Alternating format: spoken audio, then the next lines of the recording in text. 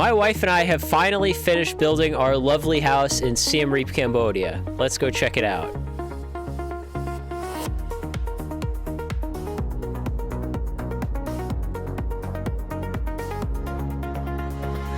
So the layout of this house, it actually reminds me a lot of the layout of my house in Maryland. Over here, first floor, we've got the living room, we've got a couch, we've got our cat, and in fact, the couch is made with a material that the cat won't really scratch. We got our TV. I think we could have gone with something a little bigger, but it's good enough. It's very, very nice style, actually. I've gotten a lot of compliments from my friends and family. It's kind of a modern look. There are 3 AC units in the house. We've got 1 over there, 2 upstairs. In Cambodia, they don't really use central AC much, so we just get 1 unit for the rooms that we want to cool down. And the floor is tile. And I've kind of realized that in Cambodia, they really only use tile for the flooring on their houses. I talked with the home builders about possibly using something else, but they don't really know what carpet or hardwood even is. The tile is good though, because if it ever gets wet, it's easy to clean up. Then we've got the kitchen here. Originally when I was looking at the floor plan for the house, I thought, I hope the kitchen's gonna be big enough, but I think it is big enough. I think my wife does too. We got the marble countertops. One of the things we got here is we got a small dishwasher. Dishwashers are not very common in Cambodia, and in fact, it seems like a lot of my wife's friends and family acts like, oh, why do you need a dishwasher? But I wanted to get a dishwasher to make her life easier. Then we've also got the oven, also not super common in Cambodia. A lot of people just use the gas stove, but I wanted an electric oven just because it's kind of a pain to have to come and refill up the gas when it runs out. Got a refrigerator. This is the one my wife wanted. Pretty standard stuff here, I think. Over here, we've got our cat's food. He's eating right now. Then we got 2 bathrooms. We got a half bath downstairs, then we got a full bath upstairs. Again, very similar to what I had at my house back in the USA. We've also got the washing machine and an area for the cat litter. Then we go upstairs. Don't have any paintings in the house yet. I was thinking of putting a painting here. You can let me know in the comments where you think I should put some paintings.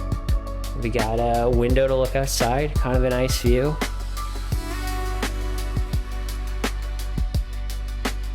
And this is where we hang our laundry.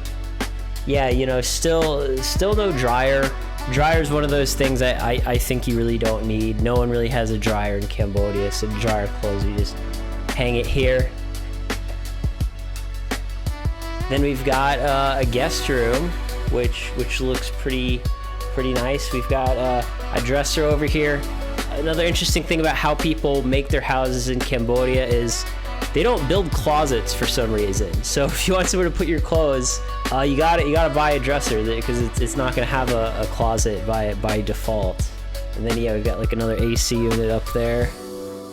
And then here, this is the master bedroom. This is where my wife and I sleep. Over here, we've got the full bathroom, and yeah, they make it a little weird. I think personally, we could have made this sort of sink area a bit longer. But yeah, that's another thing where Khmer people seem to want to do things differently. And here's the shower. We had some sort of issues trying to get the heating and the pump to work.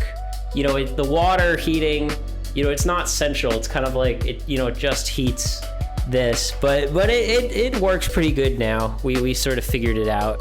I really like the view that we get out here. I might add some footage so you can see what it looks like at night, but it's a really nice view of the sort of the Khmer countryside, traditional life you get to see out there.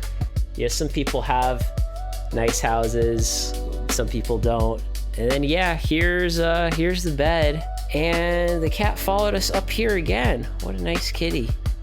But yeah, here's my desk. You know, I spend a lot of time here, either making videos or playing video games or whatever. But yeah, overall, it's a really nice house. Like I said, it's very similar layout to what I had in the US for a much cheaper price.